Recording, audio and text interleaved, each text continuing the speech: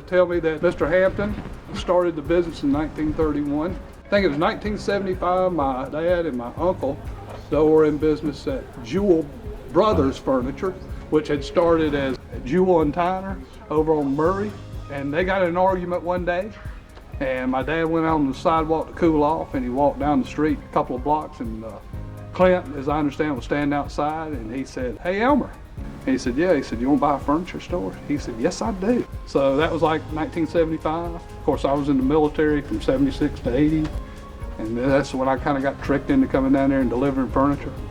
And back then, you know, I was the delivery guy, and we used to finance furniture. So I would go out on the weekends and do collections, and a great base of customers, and all the way around. I knew if I showed up at one house at a certain time, they'd be serving lunch, so I could eat there. Another one, if I got there at supper, I could eat there. The ones that had gardens, if I needed fresh vegetables, if I showed up, I could get fresh vegetables.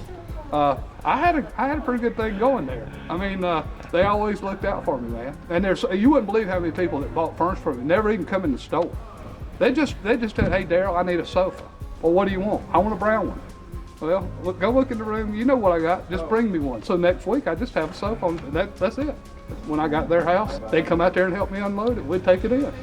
After having been downtown for generations, the decision was made to move to your current location. Well, there's a couple of moves. Okay. We were originally in a smaller location right beside the Palma drugstore, very small store. And Crest Dime Store was in the same block but on the other corner. And we had an opportunity to purchase it. And it was a scary thing back then. You know, my dad, you know, he came up in a depression, and he was always very cautious. But he decided that that was what we needed to do, and he bought it. And I'll never forget the day that he bought it. When it was empty, we stood at the front door, and my dad looked at me and said, "Son, if you ever fill this place up, you've done something." We just were doing phenomenal business. We came a logistics nightmare to the downtown, especially when they changed their traffic paths and landscape of the downtown area. So getting 18-wheelers in there and getting things unloaded, we were just causing a lot of problems down there. And we'd outgrown the place anyway. And I was selling a guy some furniture. He said, "You know, my son-in-law owns this place out on Whitehall Road."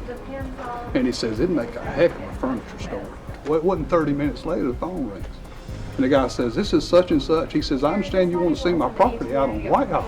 And this was old Sears distribution center. Yep. Nothing had really been done to it.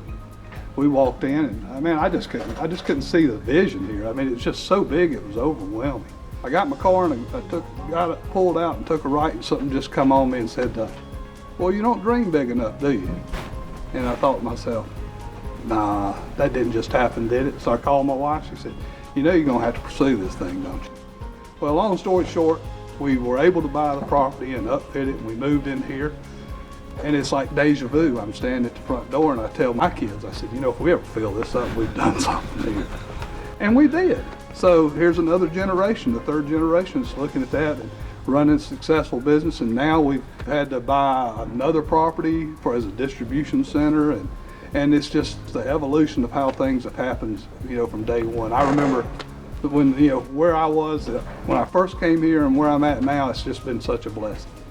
Why has Hampton Furniture been as successful over these 90 years as it has been, in your opinion? I think people can trust what we say, and we genuinely love our customers, man. You come in here and you want something for your home, okay? I don't have an agenda other than to meet your needs. I'm not trying to push this sofa on you over that sofa or this sofa. I just want to get the right one. And in most cases, I just want to give you enough information so that you make the right decision for yourself and for your family. We love serving the community.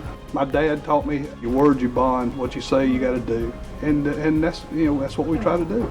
We just had a customer appreciation party here.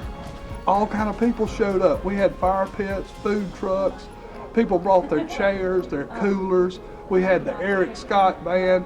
We had an opportunity to share this celebration with our customer base and tell them how much we appreciate them, and they came out and supported us. How much better does it get than that? I've lived a charmed life, and it's because of being in the furniture business all this time. Could I have done something else? Yeah, I could have done something else, but I wouldn't have enjoyed it like I have this. I never wanted to be in the furniture industry. Swore up and down I was not going to do that, and flew the coop and went to the Art Institute of Charlotte and worked on my degree in interior design.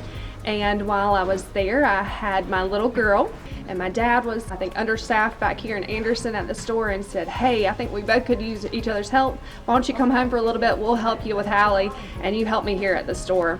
That's all she wrote. I've been here every day since.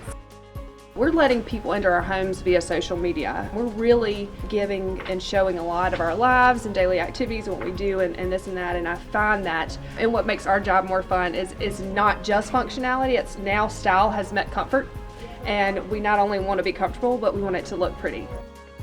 You had to buy more places to put the furniture. Tell me how that acquisition and how that expansion came about. In 2020, to put it into perspective, we did our 5-year goal in 1 year. In a pandemic. In a pandemic. We did our 5-year goal in 1 year. We want to make sure that we have the inventory and that you guys have furniture to purchase and that you don't have to wait months or even a year to get it. I think the most important thing is that we recognize that this is a privilege and we're honored. It is not given, it can all be gone tomorrow, and we know that our customers are the ones that allow us to do what we do and what we love to do every day. I tell people all the time, but I feel incredibly blessed to come to work every day, and I never dread it. I don't dread it. I'm excited. I love it. It's different. I meet new people. I make new friends. I just feel blessed. It is hard to tell from the road just how big that we are, but the building is 40,000 square feet. Some people can visualize that better when I say it's 5 acres, or approximately 5 acres. We have 5 showrooms and have moved the warehouse out of here. That was a little bit confusing, I think, 2 years ago when I announced that we were moving our warehouse. We were not moving our location. We're still at 809 Whitehall Road. We just expanded the showroom by moving our warehouse to an off-site location. With that expansion, we are carrying Lazy Boy. We're the Lazy Boy Gallery now here in Anderson and have a very large showroom devoted just to them. We're trying to make the store not just furniture, but really your one-stop shop where it's everything home. So from accessories, lamps, rugs, you name it. One of the things I'm most excited about kind of coming down the pike, and we've slowly been introducing, but you're going to see more and more of, is overhead lighting. So pendants, chandeliers, that kind of thing. From your standpoint, how big a deal is it that your family-owned company has been part of this community for as long as it has? Oh, it's huge. 90 years. It's hard to fathom, and truly an honor to be a part of it. Of course, I've only been in the business or working the business for 15 years. I've been around it all of my life, but I'm incredibly proud of the generations before me. They built for us here to be successful and to build our livelihoods and take care of our families and to take care of yours. It's just mind-blowing. People keep asking, is there another business that's been around in Anderson as long? And Paul, correct me if I'm wrong, but I don't know that there is. I don't think there is. It's just in part to everybody that's had a hand in this team, that are the ones that are here and the ones that have gone, that are gone today.